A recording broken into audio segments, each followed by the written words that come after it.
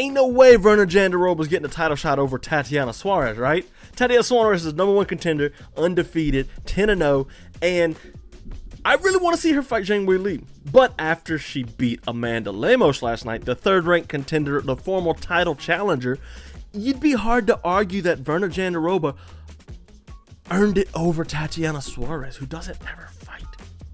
Think about it. Tatiana Suarez doesn't have many fights to her name.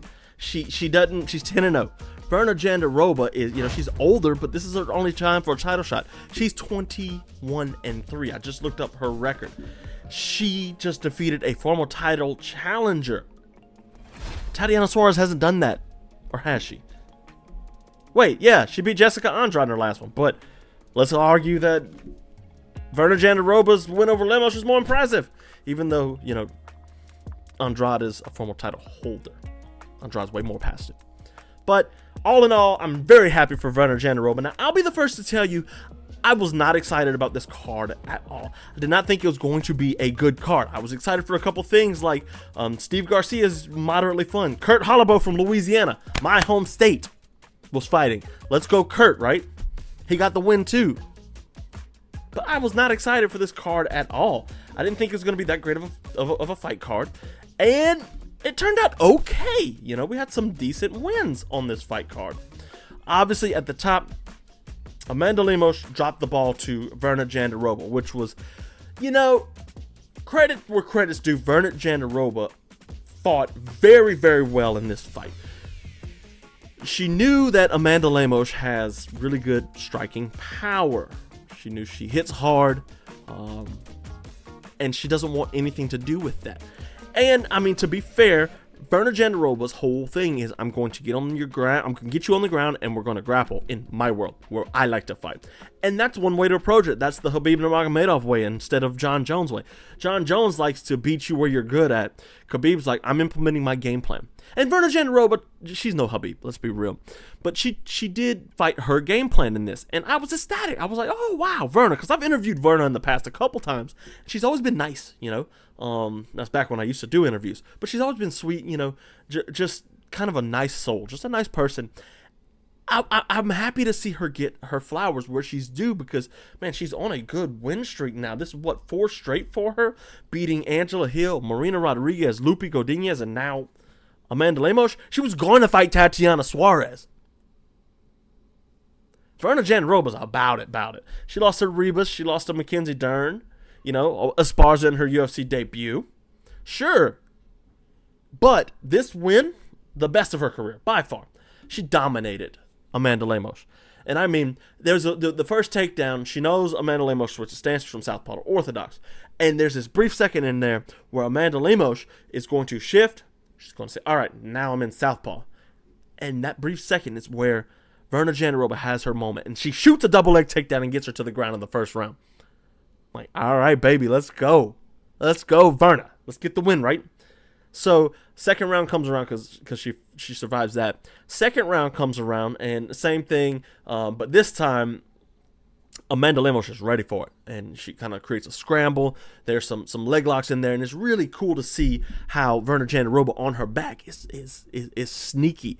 She throws up submissions kind of like Charles Oliveira does. Oliveira throws up submissions not to, he knows he's probably not finishing an armbar from bottom, but what he's trying to do is, wait, there's an armbar coming. I need to get out of this, and that's when he can scramble up and take your back in transition. Virna Jandiroba did just that. And it worked well against Amanda Lemos. Worked fantastic against Amanda Lemos. I was just ecstatic to see. I thought, Virna Jandiroba, she eventually gets on the back. I'm like, oh, she's about to hunt the rear naked choke here. And there comes a point to where Lemos goes 2-on-1 with the hands, brings it over her head, and she's about to turn into Virna Jandiroba. And Jandiroba's like, uh-oh, armbar. Got it. Sinks in the armbar, and Lemos can do nothing but tap. She fights her way out of it for a second, but she taps. So good win on her. I was so happy for Virna because she gets the win. Both of these ladies are a little older, though. They're like 35, 36 years old. So, at women's strawweight, 115, it ain't going to be much longer until they're on their decline. And in these smaller weight classes, that comes sooner. So the fact that they're competing at this level now is a good sign for them, Obviously, Virna versus Zhang Weili, I don't know if that'll happen. It might be Tatiana Suarez next, just because she's the light person, and Virna doesn't quite have that following. But, like, man, Virna's definitely earned it over Suarez right now, if you ask me. And whoever Zhang Weili fights next is going to be a grappling-heavy fight. And I look forward to it. It's going to be fun, because after the Zhao Jinyan fight, we saw, her in a little bit more trouble than what we're used to seeing, unless she's fighting Rose Namajunas. So, yeah, I don't know. If they do Virna next, I'm happy with it. I think it's a good fight. And, Zhang Weili might beat her up on the feet and deny the takedowns, or she might out-grapple her. I lean Zhang Weili in this fight for sure. But I do want to see Virna Jandiroba get her due, because she deserves it. Amanda Lemos didn't fight bad. She didn't fight good either, though. Like, it's kind of the middle of things. She couldn't get any strikes off, though. Virna Jandiroba didn't give her an opportunity to get strikes off, and that hurt her. It hurt her during the fight, and there's nothing you can do. But, like, we saw in that second round where she's, transitioning and sweeping and doing all the right things to wrestle up and get out of the takedown. She even got out of the second round takedown with the first one, I believe. If my memory serves me correct. I think there was another portion where they stood up, and then, yeah, Virna pushed her against the fence. So, like, you can only do deal with what's handed to you. And, like, in the first round, you have to make adjustments after something doesn't work for you, right? So Amanda Lemos is like, okay, we're going to grapple now, aren't we? So let's go ahead and grapple. And she starts grappling and starts creating these exchanges, looking for heel hooks and toe holds. And she's trying things. She's trying to be different and trying to catch Virna Jandiroba off guard. And it kind of worked. Until, she put herself in the bad position, isolated her arm, and gave it up to Virna Jandiroba for the finish. Really sucks, because Lemos is fun, man. She's got super strong hands. She hurts people, but she didn't really. She reversed Virna once and landed an elbow, cut her a little bit, but they managed to stop that bleeding after the first round. I just don't know where she goes from here. Like, I got the rankings pulled up, and, like, there's nowhere to go for her. She's going to drop probably to 5. I mean, you could rematch Marina Rodriguez or Dern, so what? There's Amanda Ribas. You're going to have to fight way down. And there's nobody just exciting for Lemos. So they're probably going to book her against somebody rematch. Marina Rodriguez again or something. I believe she fought Rodriguez. I know Jandiroba did. Let me see. But yeah, I don't know if Jandiroba has what it takes anymore. Yeah, she fought her right before for Jandiroba. I mean, it sucks because, in a division where it's probably the best women's division, if you want to be honest, but in a division where you need somebody with heavy hands, Amanda Lemos won't be at the top in title contention anymore. I mean, might produce some more knockouts, sure, but I don't know. It is a stinker of a thing. Steve Garcia just went for it. He just went for it, and I loved it. It was beautiful. He fought a very tough fighter. Let me pull it up before I start lying to y'all. I forgot who Steve Garcia fought, guys. Oh, my gosh. Don't make fun of me for this. Don't make fun of me. Oh, man. I got to pull up Tapology again. I lost it. But anyways, Steve Garcia, he got knocked down with a low kick. He started eating low kicks and wasn't very good for him, right? He ate these low kicks, and he's got the heavy hands, so he knows what he can do. Sung Woo Choi, there it is. I can't believe I forgot he fought Sung Woo Choi of all people. Garcia's now on a long knockout streak, so he's won 1, 2, 3, 4 in a row, all 4 of them by knockout. He's good, man. He's so good, and he's not great, but he's fun. He comes out and he swings it. He's a Mean Machine Jackson Wink product. And I think he's got a decent future ahead of him for featherweight, but the division's so deep, you can never really tell just how high his ceiling is. I mean, he lost to Luis Pena, of all people. Violent Bob Ross, just a terrible person in general. I'm not even going to go into what he did. You can look at it himself. Just look up Luis Pena arrested, or Violent Bob Ross arrested. So, he's eating kicks, and he's landing decent on Sung Woo Choi, and he starts eating a couple low kicks, and the first time a low kick drops him, he's like, wait a minute, we got to go for it. So he just starts swinging, starts going for it, and he lands on Choi. And Choi's like, oh no, I don't know what to do. So he keeps going, he keeps swinging, knocks him down, and eventually knocks him out. The ref calls the fight. So, great win for Steve Garcia. I was happy to see him get a win. He's always fun. Not a co-main event worthy, but then again, Brad Tavares was supposed to be, and that's not really either. So it's probably a better fight than the Tavares fight was going to be. Kurt Holobaugh, baby! Louisiana's win. We claim that one.